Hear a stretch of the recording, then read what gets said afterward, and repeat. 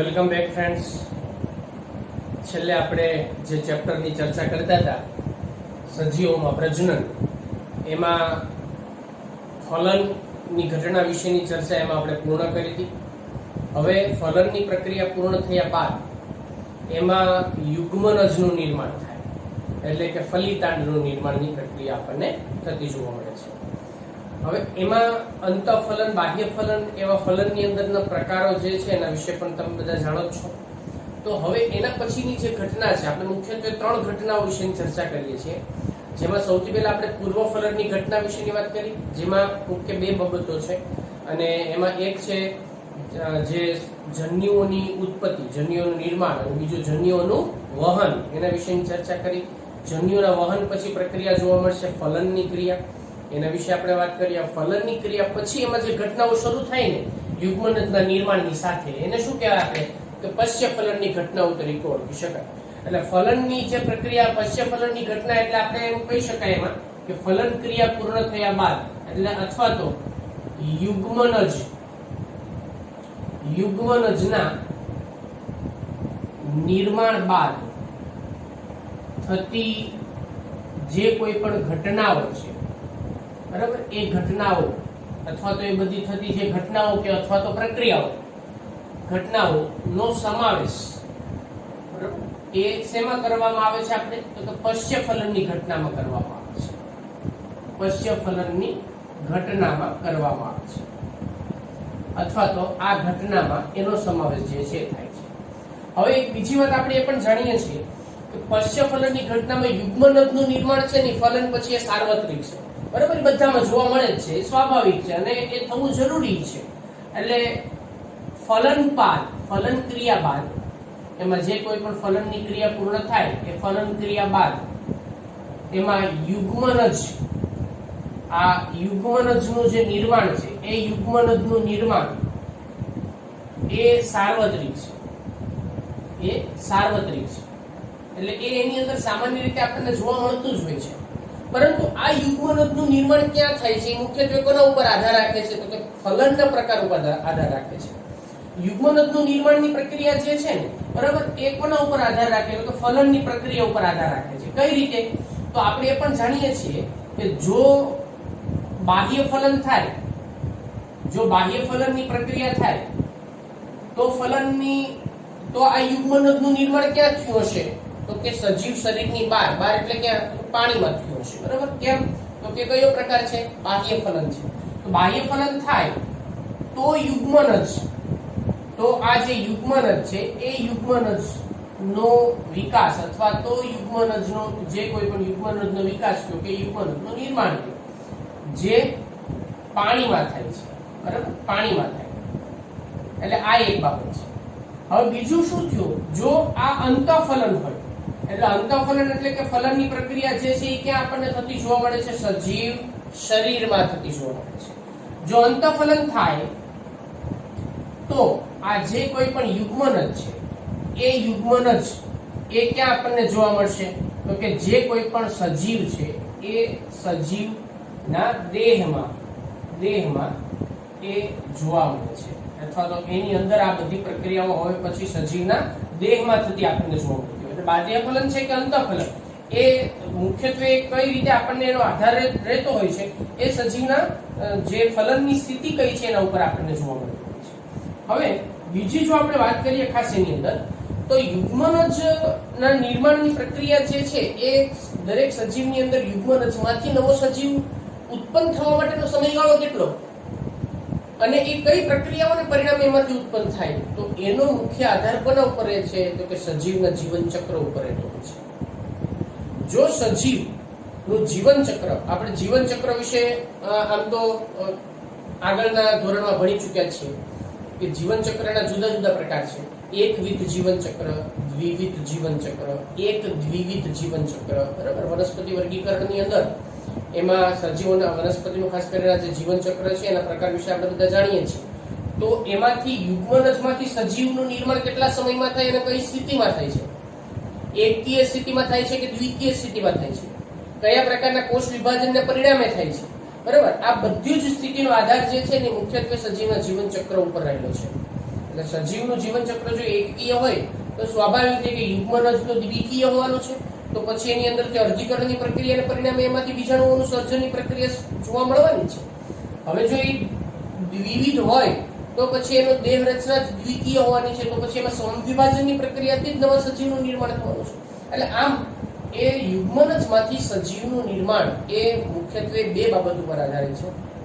સૌથી પહેલી વસ્તુ સજીવનું જીવન ચક્ર, અને બીજી વસ્તુ એ કયા પર્યાવરણમાં વસવાટ કરે છે અથવા તો કયા નિવાસ સ્થાનમાં રહેતો હોય છે, એના આધારે એ યુગ્મનજમાંથી નવા સજીવનું નિર્માણની પ્રક્રિયા આપણને જોવા મળતી હોય છે. તો એ પોઈન્ટનો ઉલ્લેખ પણ આપણે અહીંયા કરવો જરૂરી છે કે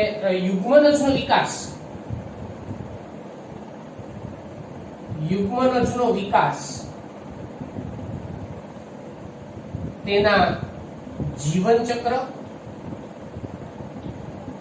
અને એ સજીવનું જે રહેઠાણ છે, બરાબર, તેનું નિવાસ સ્થાન અને તેના નિવાસ સ્થાન એટલે કે એનું રહેઠાણ કઈ સ્થિતિમાં છે એટલે એના નિવાસ સ્થાન પર આધારિત છે, બરાબર, એના નિવાસ સ્થાન પર આધારિત છે. હવે એના નિવાસ સ્થાન ઉપર આ કઈ રીતે આધારિત છે?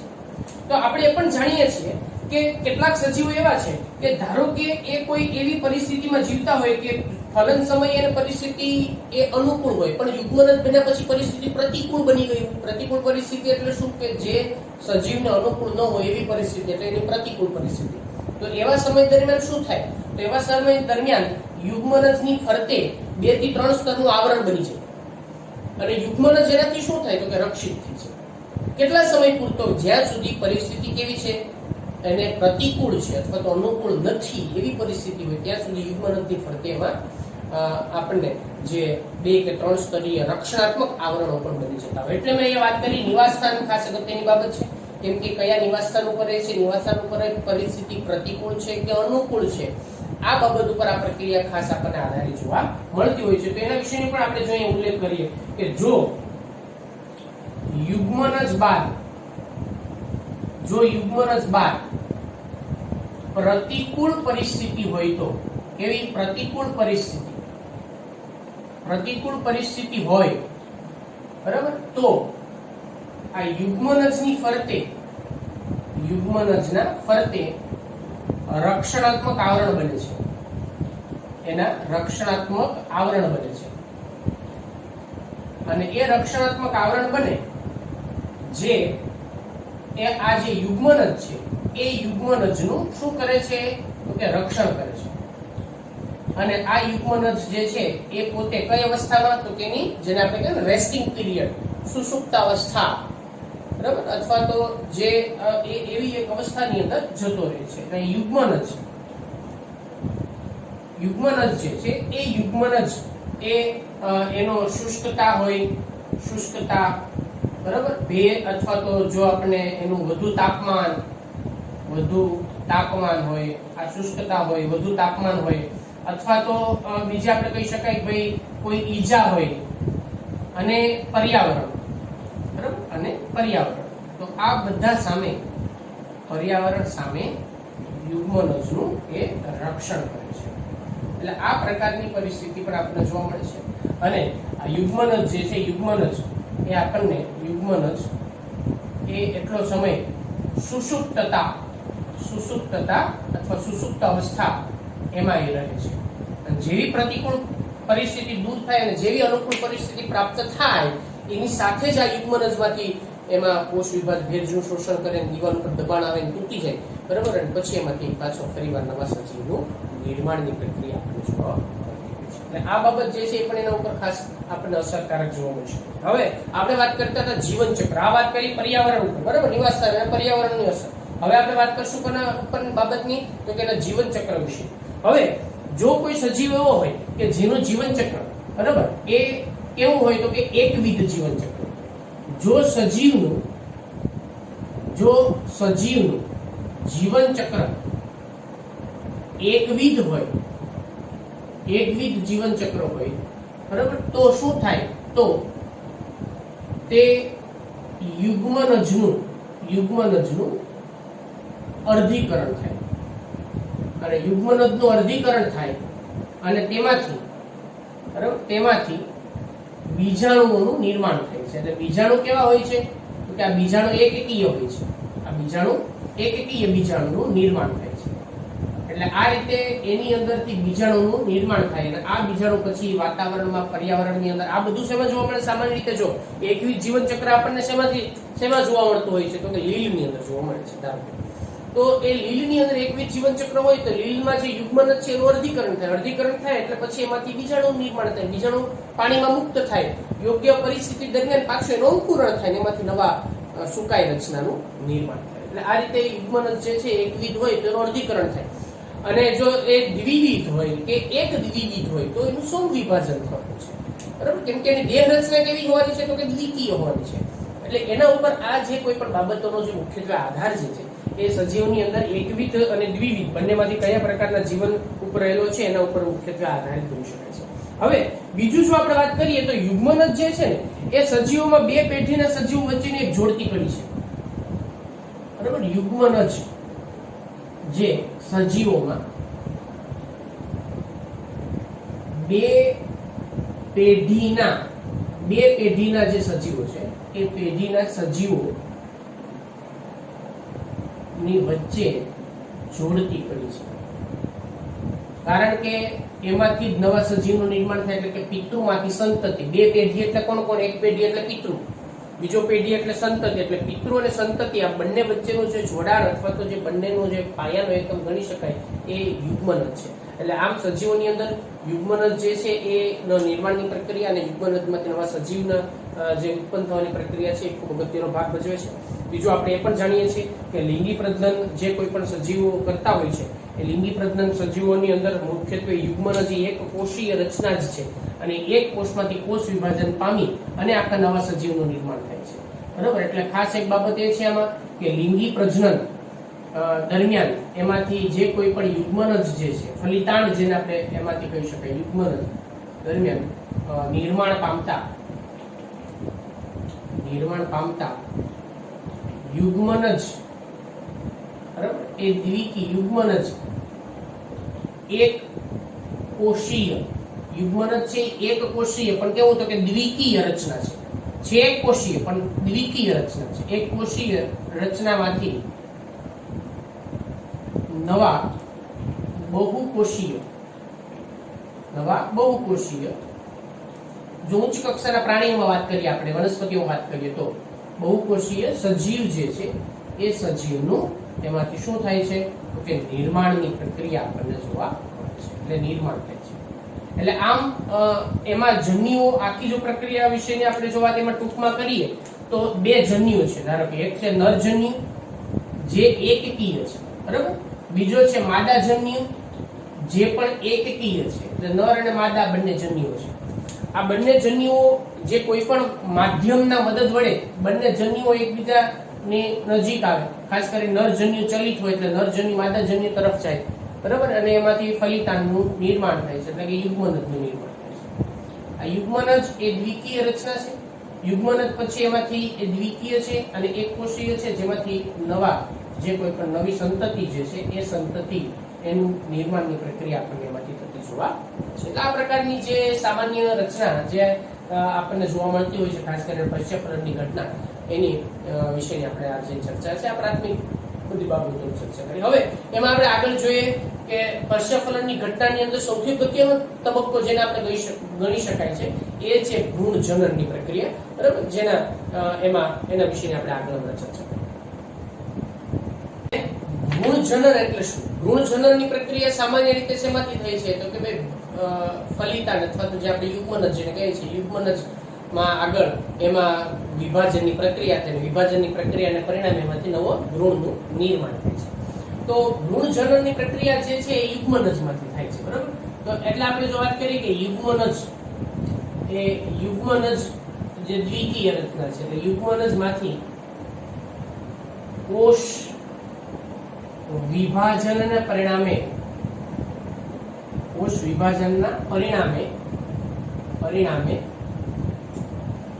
નવા સજીવનું નિર્માણ થાય છે.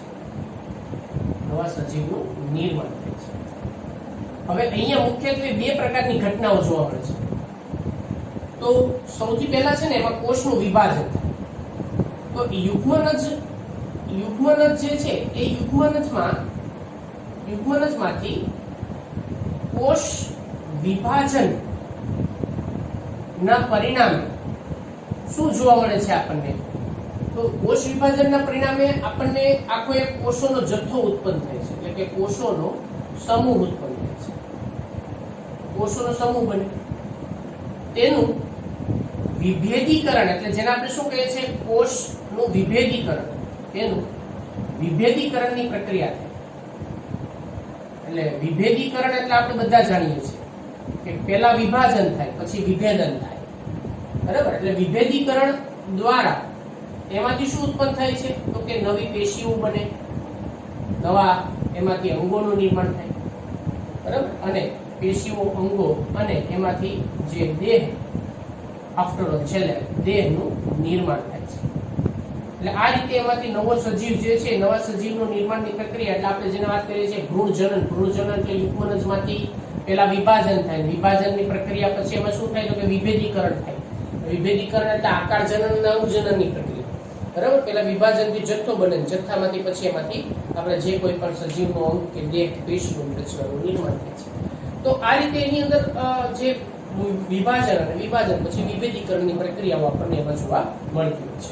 હવે એક બીજી વાત આપણે એ જાણીએ છીએ કે જે કોઈ પણ સજીવોની અંદર એના જે વિભાજન કે વિભેદીકરણની પ્રક્રિયામાં નવો સજીવનું નિર્માણ અથવા તો નવો જે કોઈ પણ યુગ્મનજનું જે પછીની પ્રક્રિયાઓ છે ભ્રૂણજનનની, એનું સ્થાન ક્યાં છે, કોના ઉપર રહેલ છે?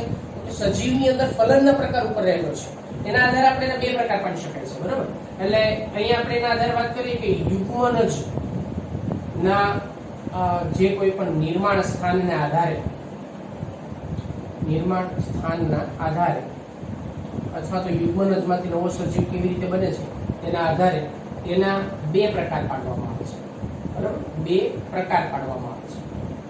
તો સૌથી પહેલો પ્રકાર જે છે એને આપણે શું કહી શકાય? તો પહેલો પ્રકાર એટલે આપણે એવું કહીએ ભાઈ એને અંડપ્રસવી, બરાબર?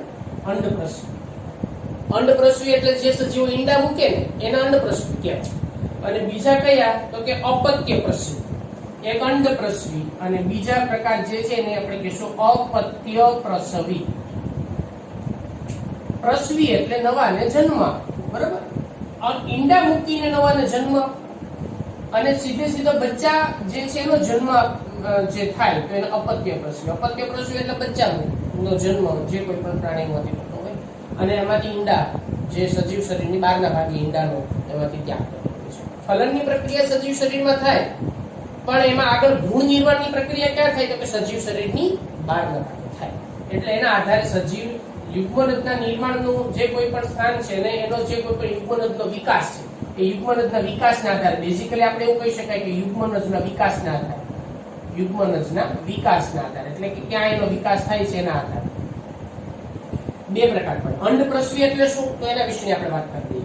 અંડપ્રસવી એટલે કે સીધી વાત તમારે એટલી યાદ રાખવાની કે જે સજીવો ઈંડા મૂકે એને અંડપ્રસવી કહેવાય. અને અપત્યપ્રસવી એટલે શું? તો કે જે બચ્ચાને જન્મ આપે, બરાબર? બચ્ચાને જન્મ આપે એને આપણે શું કહેશું? તો કે એને કહેવાય અપત્યપ્રસવી. હવે અંડપ્રસવીમાં કોનો સમાવેશ થાય? તો આપણે એ પણ જાણીએ છીએ કે ભાઈ એક તો સરીસૃપ, બરાબર? સરીસૃપની અંદર સાપ ને બધા શું મૂકે છે? ઈંડા જ મૂકવાના છે. ગરોળી છે, સાપ છે, બધા ઈંડા મૂકવાના છે. બીજા તો કે પક્ષીઓ, આ સરીસૃપ અને પક્ષીઓ, બરાબર? અને એ બધા પક્ષીઓ જે છે એ પણ ઈંડા જ મૂકે છે. એટલે જેવા પ્રાણીઓ, એટલે આ બધાનો સમાવેશ પ્રાણી સૃષ્ટિમાં આપણે કરીએ છીએ કે જેવા પ્રાણીઓ એ કેલ્શિયમ ના કવચ યુક્ત એની ઈંડાની ફરતે જે આવરણ હોય, કવચ હોય ને એકદમ કડક, જોયું હશે આપણે ઈંડાને ફરતે એકદમ કડક એક એનું આવરણ હોય, તો એ કેલ્શિયમ યુક્ત જે કવચ વડે રક્ષાયેલ જે આખું જે ઈંડા જે છે એની રચના આપણને જોવા મળે છે.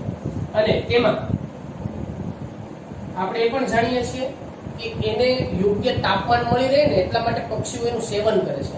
આપણે એના ઉપર ઈંડા ઉપર બેસે પક્ષી, તો ધારો કે આપણે મરઘીની ઈંડા ઉપર બેસાડી હોય તો એ શું કરે છે? તો એને યોગ્ય તાપમાન આપે છે. એના માટે તો કે ભ્રૂણ વિકાસની પ્રક્રિયાના તબક્કાઓને ઝડપી બનાવવા માટે, એટલે એને યોગ્ય તાપમાન જોઈએ. તો એ તાપમાન જે છે એ તાપમાન માટેનું એ સેવન કરે છે. એટલે તેમાં યોગ્ય જે કોઈ પણ સમય જે છે એ યોગ્ય સમય માટે એનું સેવન કરવામાં આવે છે, એટલે કે સેવવામાં આવે છે. સેવન કરી અને તેમાંથી પછીથી બચ્ચું જન્મે છે, એટલે કે તેમાંથી બચ્ચાનો જન્મ થાય છે. બરાબર? એટલે આ સજીવની જે બાર કેલ્શિયમ યુક્ત જે કવચ વડે રક્ષાયેલું હોય છે, બરાબર, અને એની અંદરના ભાગે આપણે જે ભ્રૂણજનનની પ્રક્રિયા જોવા મળે એટલે આને શું કહેવાય? અંડપ્રસવી. ક્લિયર? ઓકે. હવે બીજું શું વાત આવી? તો કે અપત્ય પ્રસવી. અપત્ય પ્રસવીમાં કોનો સમાવેશ થાય? માણસ પોતે. બરાબર? સસ્તન વર્ગના મનુષ્ય સહિતના બધા જે કોઈ પણ સસ્તન વર્ગના સજીવો છે એ બધા શું કરે છે? બચ્ચાને જન્મ આપે છે. એટલે મનુષ્ય સહિતના જે સસ્તન વર્ગના જે અથવા તો સસ્તન પ્રાણીઓ, બરાબર, સસ્તન પ્રાણીઓ જે ગર્ભ વિકાસના તબક્કાઓ એ પૂર્ણ કર્યા બાદ, બરાબર, તબક્કા પૂર્ણ કર્યા બાદ એમાં પ્રસવની પ્રક્રિયા જોવા મળે છે. પ્રસવ એટલે શું? પ્રસવ એટલે બાળ જન્મની પ્રક્રિયા જે છે, પ્રસૂતિ આપણે શબ્દ વાપરીએ ને, તો એને પ્રસવ એટલે પ્રસવ ક્રિયા દ્વારા એ નવા સજીવ જે છે નવા સજીવને જન્મ આપે છે. બરાબર? સજીવને શું આપે છે? જન્મ આપે છે. એટલે નવા સજીવને જન્મ આપે છે. પણ આ બંનેની અંદર અંડપ્રસવી હોય કે અપત્ય પ્રસવી હોય, મોટા ભાગે અપત્ય પ્રસવી જે સજીવો છે, પ્રાણીઓ છે, એને પોતાના જે બચ્ચાની જે દેખભાળ છે, સાર સંભાળ છે, એ પૂરતા પ્રમાણમાં એને રાખતા હોય છે. એવું નથી કે અંડપ્રસવી નથી રાખતા, પણ અંડપ્રસવી અમુક સમય પૂરતું જ એની અંદરની દેખભાળ જે કોઈ પણ બચ્ચાની જે છે એને રાખતા હોય છે. ત્યારે અપત્ય પ્રસવીની અંદર એ જે સમયગાળો છે પ્રમાણમાં વધારે હોય છે, કેમ કે એની વૃદ્ધિનો સમયગાળો ધીમો હોય છે પ્રમાણ. એટલે સસ્તન વર્ગના પ્રાણીઓની અંદર એમાં જે બાળકોની જે કાળજી રાખવાની જે પ્રક્રિયાઓ છે આપણને પ્રમાણમાં અહીંયા વધારે જોવા મળે છે. તો આ વાત કરી પ્રાણીઓમાં ભ્રૂણ જનનની. હવે આપણે વાત કરીએ વનસ્પતિમાં ભ્રૂણ જનનની પ્રક્રિયા કેવી રીતે થાય છે.